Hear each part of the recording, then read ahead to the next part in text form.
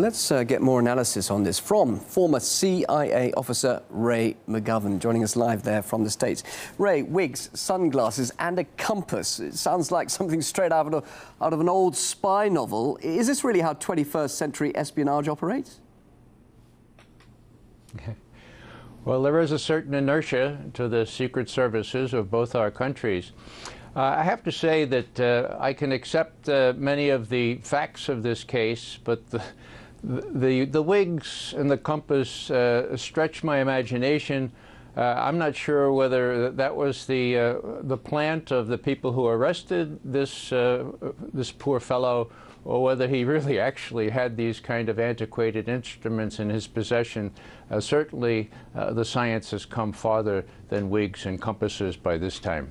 Just how much further? Because obviously spying is still carrying on after the Cold War. Methods have changed greatly, and in what way, briefly? Well, I came on duty with the CIA when John Kennedy was president, and it was just after Oleg Penkovsky was wrapped up. Now, he gave us all manner of information that was very, very critical to our national security. He was wrapped up because of indiscretions on his part, not on the CIA's part. And so tradecraft plays a huge role in all this. And if the facts are as we have learned about them so far, then this is a real lamentable case of a lack of tradecraft. One wonders who is running the show here, whether it's been turned over to amateurs or whether there's something more sinister at play here. One thing, of course, is that Mueller, the head of the FBI, and even the high-level people on our John Kerry, our Secretary of State, was in Moscow recently. They pledged to cooperate more.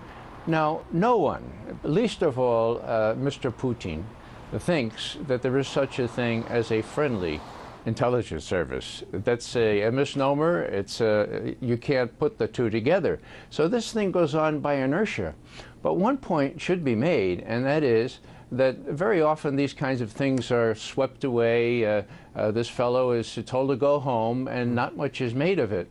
So why is Mr. Putin and your other folks making a big show of this? I think it's to shoot a missile across, let's say, John Kerry's speedboat bow, and to warn him that, look, you know, we're a very strong country. We're going to be meeting with your president, but we're not going to take any guff from you all. We still need to be treated with respect. And just remember that we can embarrass you heavily, just as we have today, less than a week after John Kerry was in Moscow.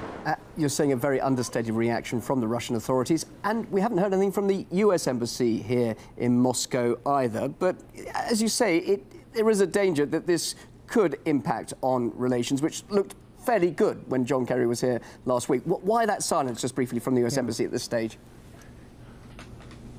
Well, you know, I think that people are willing to assume that, well, let's put it this way, boys will be boys. Hide and go seek is a game that intelligence agents play. And very often it's the kind of inertia that goes on, particularly when you double the size of the intelligence budget in the United States, which has happened since 9/11. You have all this money, we got some spies, you got some people who want to try something really sexy, and this is what happens. So what I'm saying here is that the broad scope of the relationship between Russia and the United States of America doesn't depend on these little things that happen all along. What it depends on is a basic trust or a basic identification of interests. Now, there is that identification in Syria, and I would hate to see cooperation that buds now with Russia on Syria. I hate to see that go by the board, because that's the only hope for an end to that situation.